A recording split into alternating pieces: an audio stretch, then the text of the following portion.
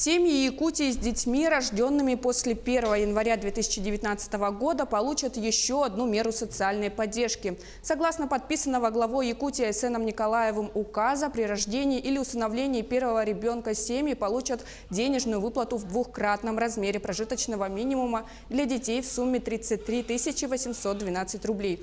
При рождении второго – региональный материнский капитал в размере 135 907 рублей. А семьям, у которых родились в этом году третий или последующий ребенок, будет адресована ежемесячная выплата в размере 16 906 рублей до достижения малышом 3 лет.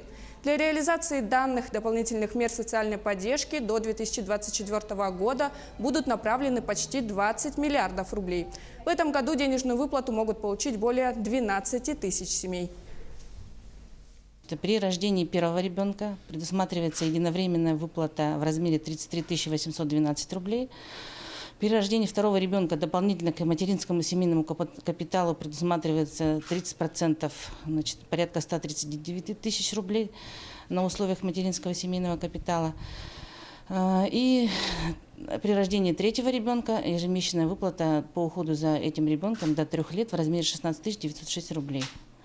При этом данная выплата выплачивается семьям, если среднедушевой доход на одного члена семьи не превышает 42 тысячи рублей.